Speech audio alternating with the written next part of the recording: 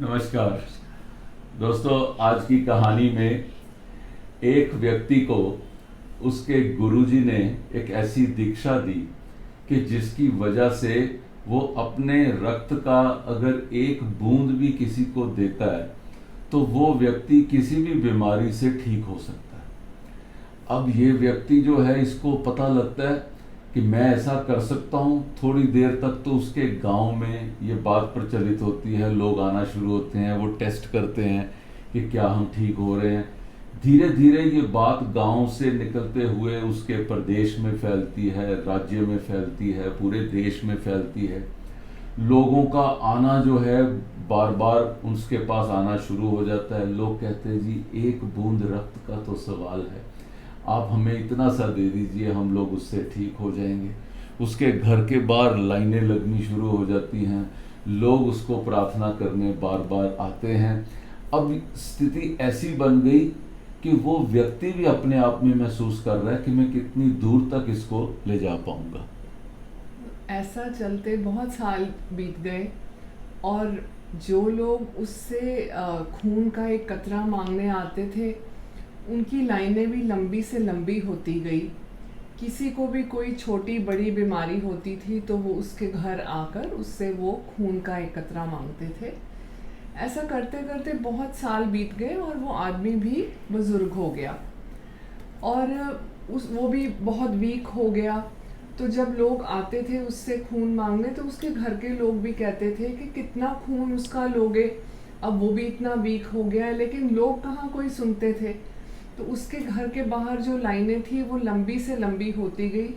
उन्होंने लोगों को कहना शुरू कर दिया कि बस अब नहीं दे पाएंगे वो खून। लेकिन लोग हटते नहीं थे, हर किसी को अपनी ही पड़ी थी।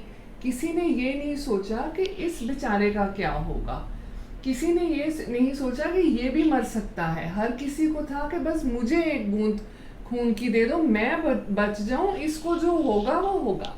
अब वो एक बूंद रक्त देते देते वो व्यक्ति जो है वो देश दुनिया को छोड़कर चला गया।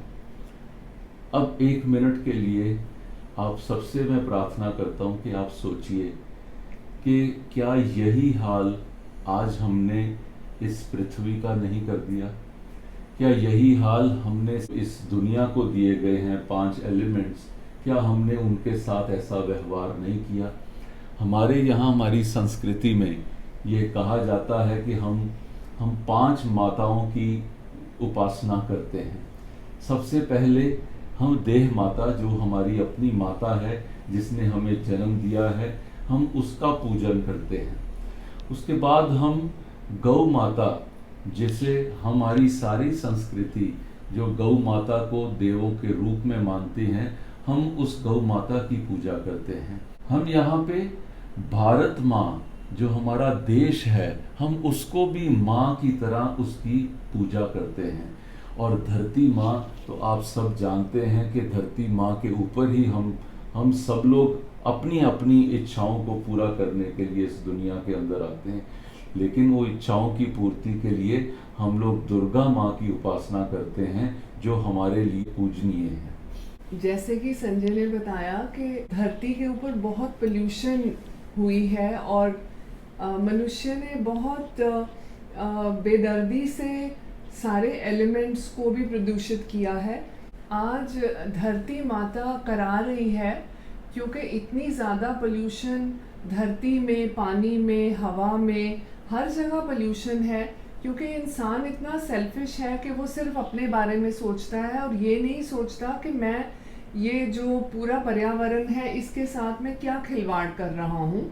इसी वजह से तो ऐसी बीमारियां आ रही हैं। हाँ, और जो आज हम जिस कोरोना बीमारी से लड़ रहे हैं, इसका कारण भी यही है कि इंसान ने धरती को और बाकी सब 5 महाभूत जो हैं उनको प्रदूषित किया है। हर कोई इंसान सोचता है कि मैं अपने बच्चों के लिए विरासत में क्या छोड़ के जाऊंगा। आज हमें ये भी सोचना चाहिए कि बच्चों के लिए और कुछ छोड़ के जाएं या ना, लेकिन ये धरती साफ सुथरी, हवा साफ सुथरी और जल, इसको तो साफ छोड़ जाएं। और कुछ नहीं भी तो ये तो सबसे ज्यादा जरूरी है।